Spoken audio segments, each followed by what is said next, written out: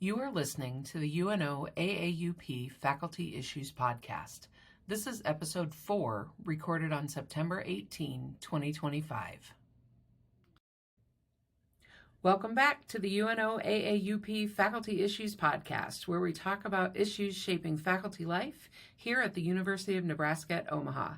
I'm Amy Ellefson, First VP of UNO-AAUP, and I'm excited to report that I will be joined on the pod today by Chris Goff with the American Federation of Teachers.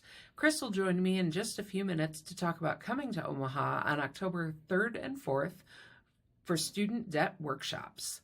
Today's episode focuses on two connected issues, faculty workload and student debt.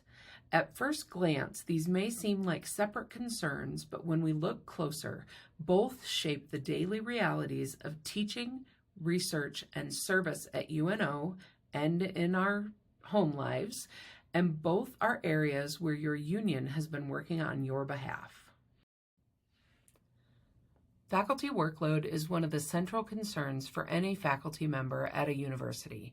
It impacts not only our teaching and scholarship, but also our ability to mentor students, engage in service, and maintain a sustainable career and a life outside our institution. UNO-AAUP works to raise workload concerns in multiple contexts, whether related to high enrollment courses or increasing course caps, the balance of teaching and research expectations, or the increasing administrative tasks and reduced administrative staffing that are shifting more responsibilities onto faculty. These issues are complicated, complex, and far-reaching. They affect how we show up in our classrooms, how we publish, and how we sustain both our academic and our personal lives. Workload ties directly into financial well-being. Many of our faculty, particularly early career colleagues, are managing significant student loan debt on top of the demands of teaching, research, and service. Nationwide, student debt remains one of the biggest barriers to financial stability for educators at every level. One of the big topics of conversation related to young adults, millennials, Gen Z, young adults, however you want to talk about that, are the barriers to home ownership. We can see that reflected in our own colleagues, our young colleagues, maybe our own children. Certainly in our K-12 educators, we have people everywhere who would love to purchase a home or even love to rent on their own who are not able to due to salary constraints combined with student debt. So this is an opportunity for faculty and staff here at UNO to learn more about potential loan forgiveness and different repayment options. That's where the broader partnership between the American Association of University Professors and the American Federation of Teachers comes in. Together, AAUP and AFT work to not only strengthen collective bargaining power, but also to provide direct benefits for faculty, like student debt clinics. So Chris, thanks for joining me today. So the first question I have for you is, what can folks who attend a student debt clinic expect to learn? Well, they can expect to learn the basics of how to get to public service loan forgiveness. So that includes going over all the details about how to qualify, making sure that your loans are in the right shape, making sure that you're in the right repayment plan, an income-based repayment plan, and then making sure you know how the application process works for public service loan forgiveness. We also go over all the changes that have been happening so people know what's going on and give them resources so that as they move through the process, they have references that they can check and people that they can talk to about what's going on if they're experiencing any challenges. Great, thank you. So during the clinic, is there personal service or personal assistance available? So should people come prepared with their laptop and their sign-ins and with questions? They do not need to do that. First of all, because first and foremost, I am not a financial planner or a certified financial anything. So I'm going to be giving people kind of the basic overview about how these programs work.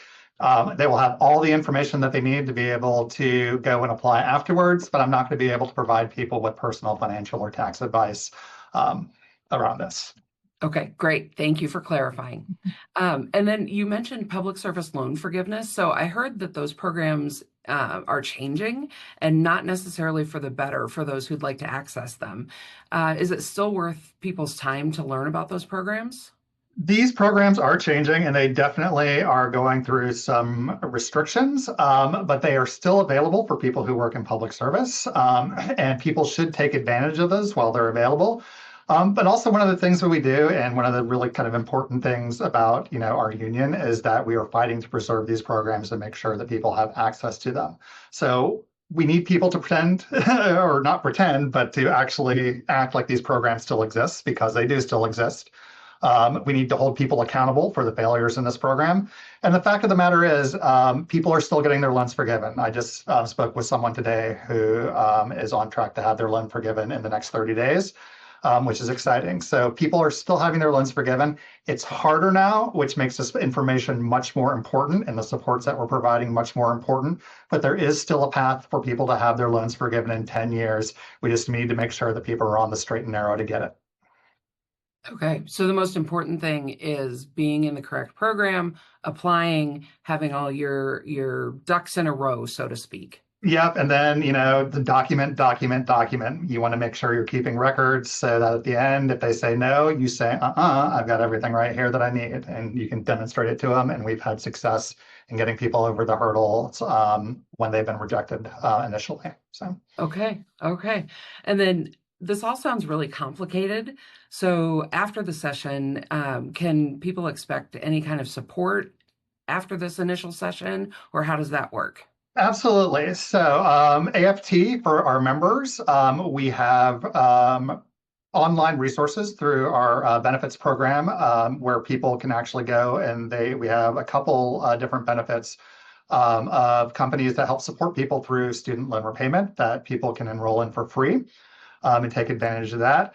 Additionally, you'll have access to us here at AFT. And so being able to reach out to someone saying, hey, I've been calling the Department of Education, I've been calling the loan servicer, no one's telling me what's happening. Having someone on our end who can sit with you, help you parse things out, try to find ways that we can break through any sort of log jams. But you have kind of support through the AFT and our Research and Strategic Initiatives Department, which has been doing a lot of work to make sure that we're clearing out these hurdles for people to get people over the line. So you have the support of your union in terms of just services that we can get through you. And that's, the day after the debt clinic. It's 3 months after the debt clinic. It's 3 years after the debt clinic. You can reach out to us. And again, we have these great member benefits that can provide people with additional supports. And just to clarify, because I know that a lot of people here don't know this, but as members of AAUP, we are also members of AFT. That's correct? That is correct. That is so awesome. Well, Chris, thank you so much for joining us today. I appreciate your expertise and your time. Great. I'm looking forward to being with y'all in a couple weeks. Thanks. We're looking forward to see you. Just like in the first 2 episodes, the last thing I will ask you to do is to take action. So throughout this presentation, we've explored critical issues shaping faculty life at UNO, from workload challenges and financial pressures like student debt to the collective strength offered by UNO-AAUP when we all work together. So I'll ask you to engage in discussions across campus about balanced workloads for faculty, register for those student debt clinics if that can make a difference for you, or share it with your friends across campus. Unfortunately, students aren't eligible to attend, but for faculty and staff, this is an opportunity. That QR code is there on your screen. And if you are not a member, join us in the UNO-AAUP. Your active participation is essential for fostering a supportive and thriving academic environment at UNO. Thanks for listening. I appreciate your attention, and I will catch you next time.